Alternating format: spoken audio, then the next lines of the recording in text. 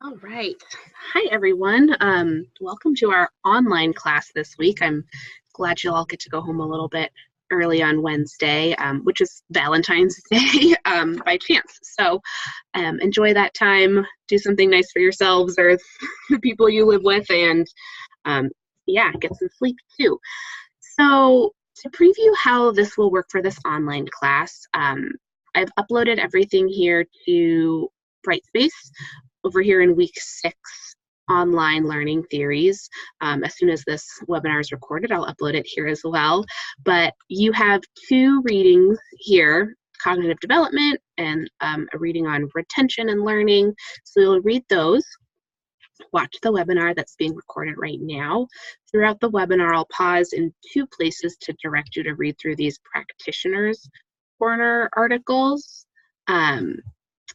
which are located here under practitioners corner resources. These are from the text that I'm using, and it's directed, to be more application based for teachers. And so those will be helpful resources to look over.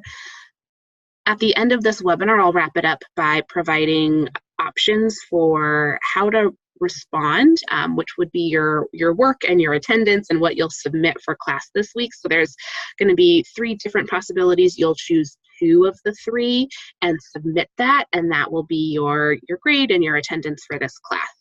The template for that is here under response template. February online module response. You can download that, type your responses directly there.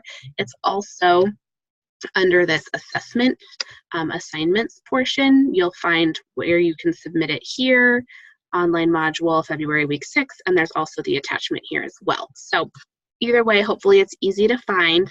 I know there was some concern that came up at our class last week about submitting assignments on Brightspace because you all submitted your pre-referral interviews and reflection, and I did want to let you know that those actually all came through. I received them, so it seemed to be working. If you were concerned that you weren't able to successfully submit your site-based pre-referral analysis, just know that they did come through, and I'll be grading them, and they're all there, and you can email me directly if you have more questions or concerns about that. But anyways, that's how this will work, and so we'll dive into the content. Hopefully you've already done the reading, so things will connect well.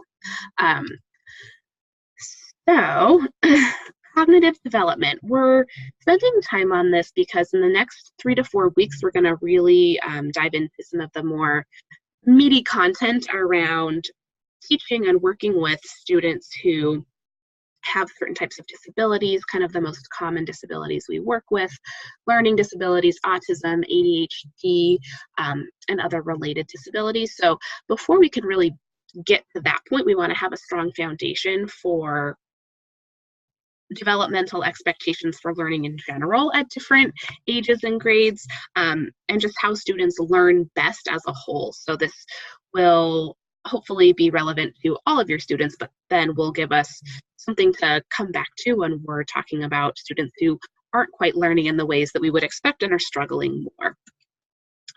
Now, you'll remember a couple weeks ago when we did our course on culturally and linguistically diverse students and learning, we talked a little bit about expectations, not wanting to lower the bar for students, wanting to push them, being warm demanders. And so we kind of touched briefly on the concept of zone of proximal development.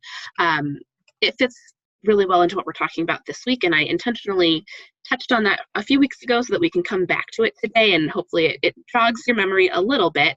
But the zone of proximal development is where, we have this zone where students have already mastered information. So they're not actually doing a lot of learning here. It's what they already know, and they can work unassisted. We also have this zone here that's out of reach. It is where they cannot successfully complete the work or understand the content independently. And so the zone in which we want to be doing our teaching, this is the zone where students will learn most effectively and most efficiently, is in this in-between zone where it's a little bit beyond their reach, but with some support and scaffolding, it pushes them closer to where they need to be. Also, to connect back to a reading we did several weeks ago when we were talking about the different styles of teaching and being culturally responsive teachers. We talked about the warm demander and the other types of teachers. And so to kind of bring that back and make this connection, when we are keeping students within the realm that they're already successful and we're not really pushing them out into those regions that are a little bit beyond their grasp, that might fit into that category of teacher we talked about being the sentimentalist. The like, oh, you know, I feel bad for you. I know you're struggling. I know you have a disability or you have challenges at home. And so wanting to give you work that you can be completely independently successful with. That would be that sentimentalist view, is kind of keeping kids in the zone where they've already mastered material rather than pushing them further. You know, the warm demander actually would be the teacher that is pushing kids into their zone of proximal development, not setting expectations so high or out of reach that students can't be successful, but pushing them just beyond their grasp and providing them that support. And then that technocrat or elitist teacher has the bar set where the bar is set for that grade level, and this is what you need to be able to do, and isn't really necessarily considering where the student actually is and the supports that they need in order to get there. So we're going to take 8 minutes now. We're actually going to watch just 2 short videos on zone of proximal development. While you're watching these are 3 things to be thinking about. So first of all, how do you know what a student's zone of proximal development is? What information do you have or could you get to make sure that you're actually working within that correct zone? When and how do you provide students the opportunities to learn in their zone of proximal development with others? And then what are some scaffolding strategies that you use to provide different levels of support to students so that they can actually be in that zone? So this is going to be something we'll come back to over the next few weeks, definitely. But keep these in mind as we watch these videos and gain a little bit more information about ZPD. So we're going to start here. Let me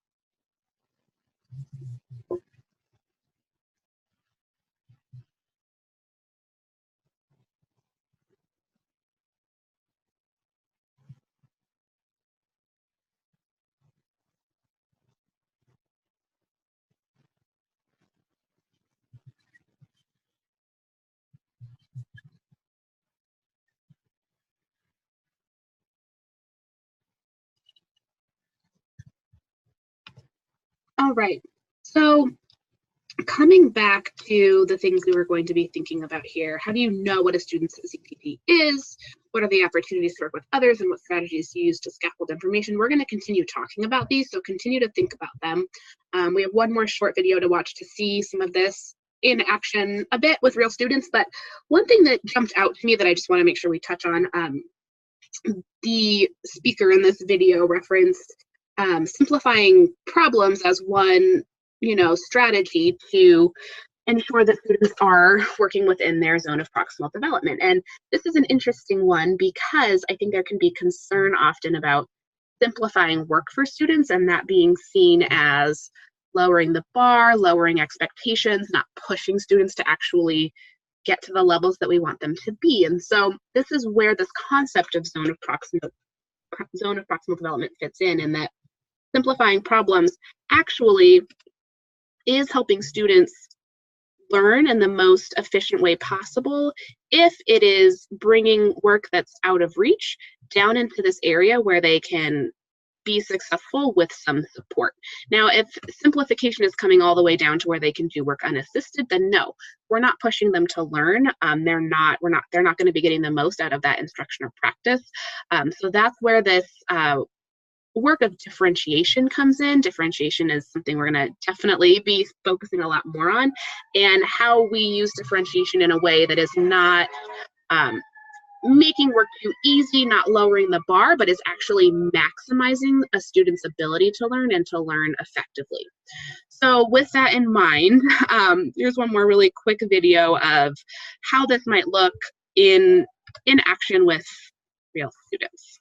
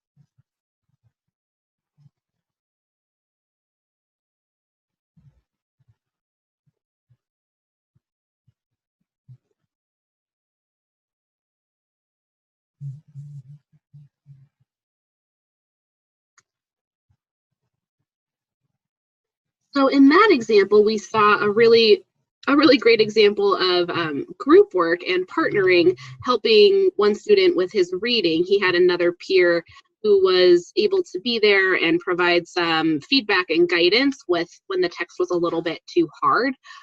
We also saw group work where the teacher was able to come in and it seems that it was a little bit challenging for the students, and so able to provide some questioning and some pushing and some opportunities for them to think together. So those would be examples of providing work that is slightly too difficult for a student to do on their own, but providing peers or adults or groups to really push their thinking and get some feedback. So common pitfalls that we see in our school systems with all students, as well as our students with disabilities, is expecting independent work when tasks feel very difficult. We think of this as pushing our students to get the levels that we want, but if it's beyond their zone of proximal development, they're actually not really going to be getting anything out of that practice. Not having or using assessment data to really know what a student's levels are or what their zone would be, and so not able to effectively push them into that correct zone. And on the flip side, only providing work that a child can do successfully with the best of intentions, wanting to build their confidence.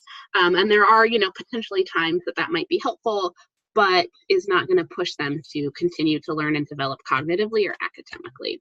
So we want to make sure that there is assessment data used to guide instruction, guide peer groupings to make sure that students are getting the right level of push. Meet kids where they are now, not where we want them to be now. We have to really meet them where they are and then pull them along up to the levels that we're hoping to get them to. And definitely leveraging group and peer work so that kids can really struggle together, as that social interaction is going to be how they're able to really get through those challenges and kind of move on to the next level. Let me move this out of the way. So moving forward, we're going to build on this a little bit by talking about critical periods of brain development. So every student's going to have their own set of skills that they've mastered, their zone of proximal development where we should be pushing them, and then the too hard level. But we also know just from a biological and cognitive standpoint that brain development happens within different critical periods. And so this doesn't necessarily drive our instruction completely, but it is important to know and to think about as we're considering what's, the highest leverage times to be teaching different skills, what's developmentally appropriate or expected. So sometimes if this is in the wrong spot, I cannot move the PowerPoint. There we go. Let me try to move this again. So looking kind of in the early years, like the birth through 10 to early teens, and this class is focused more on multiple subjects, elementary school. I know some of you are early middle school. What we know about sensitive periods is this is when the brain is most efficiently able to make connections to develop these types of skills. It doesn't mean that this is the only time that the brain can learn and focus on these skills. It's just kind of the best, most efficient time. So what you're going to see here is the blue really represents the sensitive period for developing these skills. With language, we actually have 2 sensitive periods. And that in some cases, we know that the brain's not quite ready to take in this information, and that these, orange zones are where growth will continue to happen, but it won't be maybe quite as efficient, quite as fast, quite as easy. So I think some of the important ones here are knowing that, with physical development and motor skills, most of this happens between like birth and age like 7 or 8. Of course, kids are going to continue to develop in those areas, but when we think about this, we think about academically, handwriting, pencil grasps, physical games and PE, these periods of preschool, kinder, first, second, are really key to establish those motor skills, because this is when the brain is most able to really pick up on that and run with it. When it comes to language, language is really interesting. Birth through 5 is definitely the first big burst of sensitive period for language development. This is why so much is out there right now in terms of early childhood development and parenting to provide kids with really rich language environments before they even enter school. So there's so much about encouraging parents and caregivers and daycares and preschools to be reading books, be labeling, objects and items that kids see out in the world, to build that vocabulary and build those language skills. And then another big period of language growth happens between 10 and 12. So what's interesting here, and you elementary school teachers are probably going, oh my gosh, there's sort of this gap of it not being a sensitive period between the ages of 5 and 10, which is when kids are in kindergarten through 4th, 5th grade. It doesn't mean that language development isn't happening here. It just means that this is where we see that kids who had really rich exposure to language prior to coming into kindergarten are going to be set up so much further ahead because they developed that vocab and that language during a sensitive period. And that there is going to be another opportunity late elementary, early middle school where kids are, more wired again to really be expanding more of that higher level vocabulary and speaking more fully and eloquently. And so, of course, we're still supporting and pushing language development in these years, but this really highlights the importance for early exposure to vocab and language. And it also is a little bit reassuring to know that there's another kind of window of opportunity for a lot of growth to happen in that 10 to 12-year-old range. So for those of you working with those students, know that this is a great opportunity to really be building vocabulary and not to necessarily expect that they are coming in with a super high vocabulary now just because they're 10, 11, 12, but that this is actually a great time to really push on those skills again because their brain is ready and willing and able to just be wired for more of that language development. Math, actually, you see that there's a little bit of a delay where the math development starts a bit later than language, and this is because math and logic tends to follow language development. So students do a lot of learning math concepts through talking about things, hearing about things, and using internal dialogue. So, for example, we're talking about shapes, and a square has 4 sides, and a triangle has 3 sides, and these things are taught, of course, visually, but there's also a language component, and, let's count the number of objects we see in this picture, and so students typically need a pretty firm foundation in language before they really start picking up on those math concepts. So again, this is not to say that we don't expect kids to learn outside of their sensitive periods or their critical periods, but it's just helpful to know when the brain is most wired for really efficiently picking up on these skills.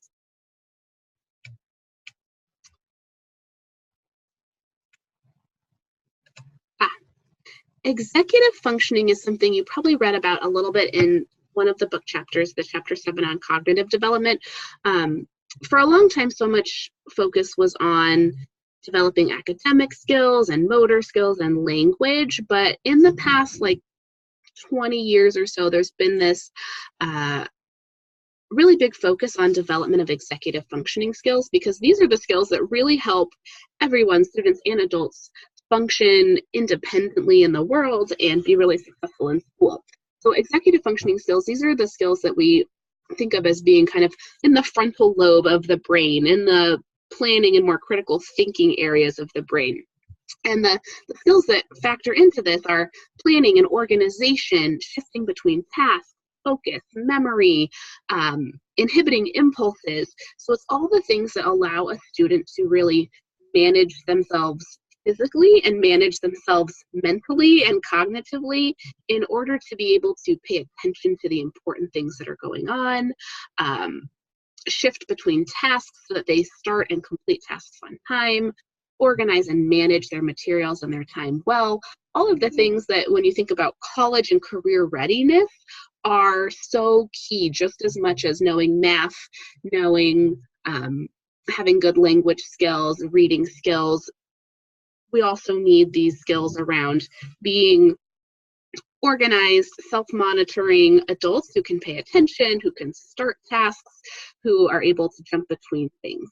So these would be some of the questions that would kind of align to these executive functioning skills, and is a really big topic in education and in cognitive development right now. So wanting to put this out there. When we talk more about students who have ADHD especially, but sometimes learning disabilities or autism as well, we often see these executive functioning deficits. So not only are kids with ADHD hyperactive and inattentive, they typically also really struggle with inhibiting their impulses. They struggle with being organized, with planning ahead. And so these are some of those tangential skills that are going to really hold them back if we're not aware of paying attention to and addressing those, as at the same time that we're addressing reading and writing and math.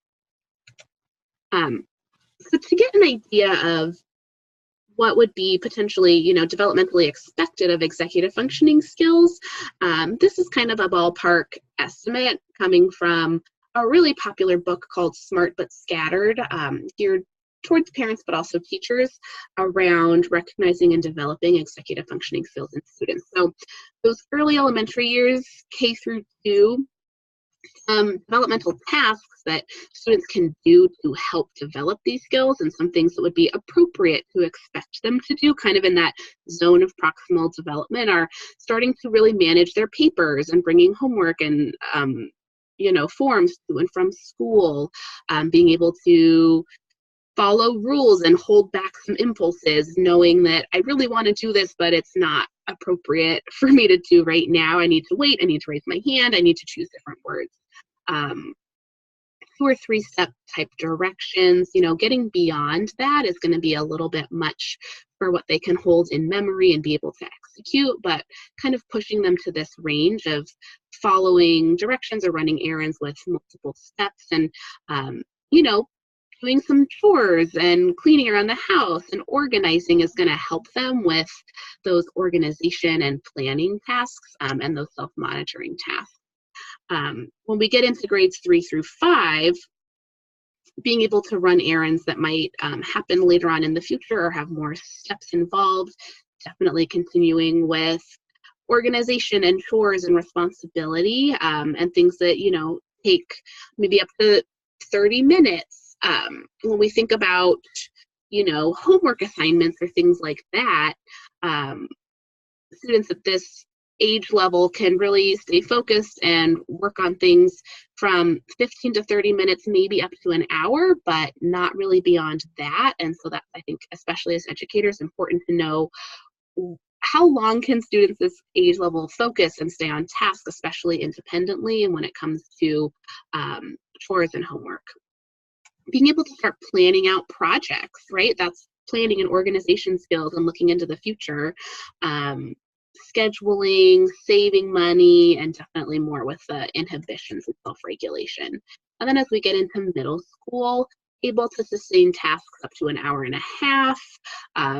This is a prime time to be working on organization systems, planners, calendars, assignment notebooks, being able to handle more complex school schedules, so rotating between different classes and being able to be more independent and planning ahead with their time of homework and friends and how they're going to spend their time after school. So this all comes back to really being aware of where students maybe should be developmentally, where they currently are, and then providing opportunities and support, modeling and teaching to help develop those skills, not just academically, but also with these executive functioning as well. So just to pause for a moment, this all kind of connects back to this chapter on cognitive development. It covered development in many different areas in terms of learning, social skills, and executive functioning skills, but there were some helpful charts and tables in that chapter as well that kind of lay out expected behaviors at different age levels, what it looks like, what we see if students are struggling at those levels. And then there's a column also for implications, meaning for teachers or adults working with kids, how can we be aware of these things and promote students to develop skills, you know, to that level that would be developmentally expected.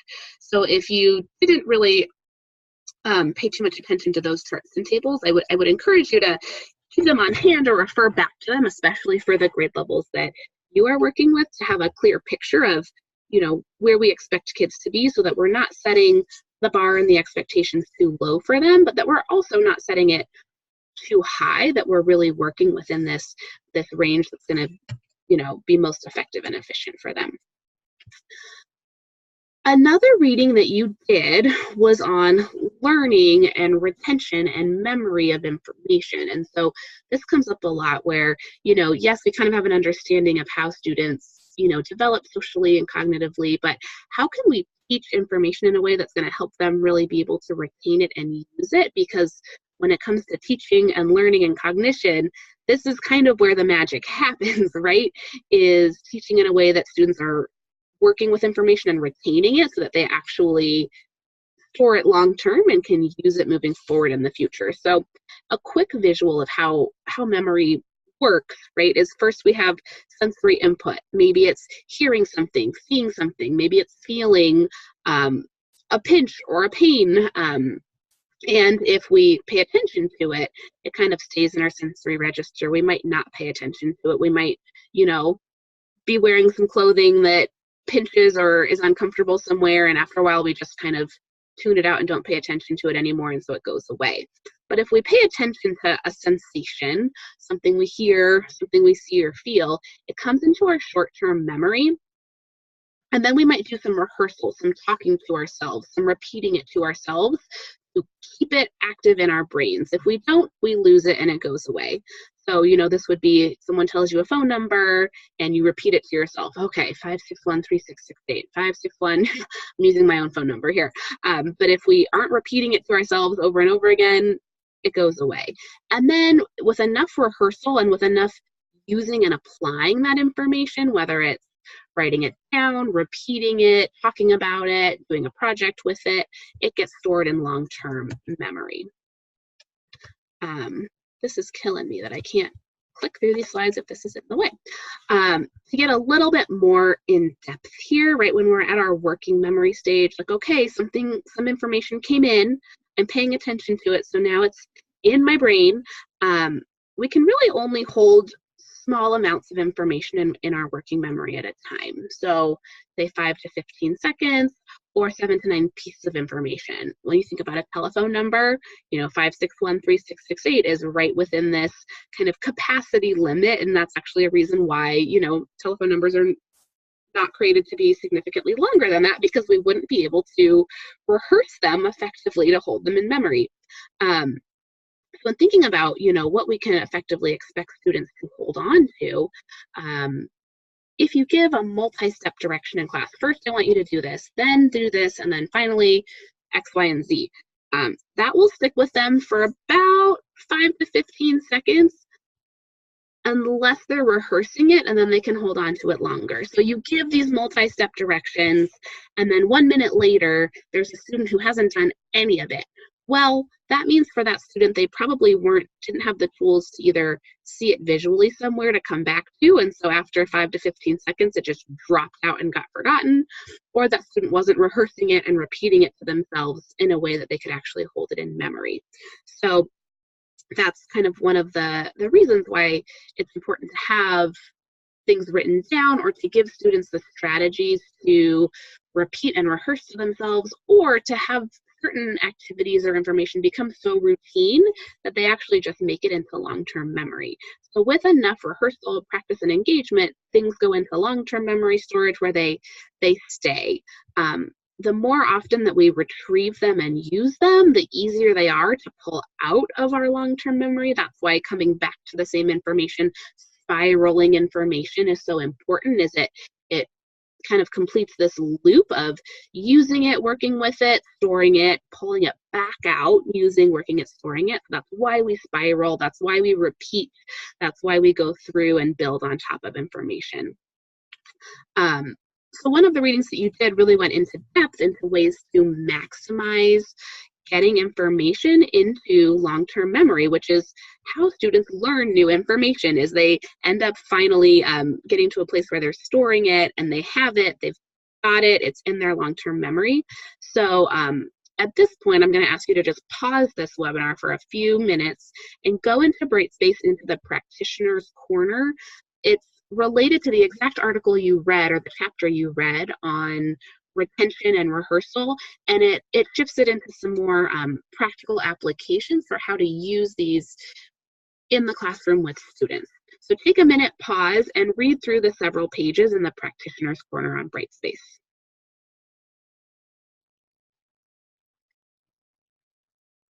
And then once you're done and you're back, welcome back. We're going to go over just one or two more quick things. And so when it comes to developing cognition and academics and brain development, there's so much information really consistently that shows that the best learning happens and the most cognitive development and neurological development happens when students feel safe, feel relaxed, and there's something novel or exciting, engaging going on that helps them learn. So we see this in brain scans, we see this in tests that are given to students over time. When these things are in place, brain development is maximized, neurological connections are maximized, and learning is maximized. For those of you who maybe took psych classes in undergrad, this probably looks familiar. Coming back to Maslow's hierarchy of needs, it fits into this in knowing that cognitive development and learning is really happening at these top two triangles of the pyramid, where there's confidence, achievement, there's creativity, there's purpose. That's where information is going to really be maximized and learned. And in order to get to that place, everyone, students, adults, needs to first and foremost have physical needs met, right? They need to be well rested, well fed. They need to feel safe and secure in their environment, with their family, with their friends. They need to feel connected to others. And so when those three things are in place, students are then primed to be able to really learn to the best of their abilities. Working with the student populations that many of us work with, we see students really struggle with these things. They might not always have all of their physical needs met. They might be sleep deprived coming to school, or hungry. They might not feel safe at home or where they live. And so it's important to know that before we can really expect them to be learning to their maximum potential, these would be the areas we would really need to establish and focus on in order to best set them up for success. And man, that's a big undertaking, and it's not something that any one teacher can do on their own. But in working with your school and helping families access community resources, and just thinking about having, snacks available and making sure the classroom is a safe, positive place for students to be, are all going to help maximize their development and their learning. So again, one last time, I'm going to ask you to pause here and go to the Practitioner's Corner on Brightspace that addresses establishing an environment that is most conducive to learning, and to read through those there that are about safety, security, humor, novelty, all of those things that help a student engage in the most effective way with content for learning and for development.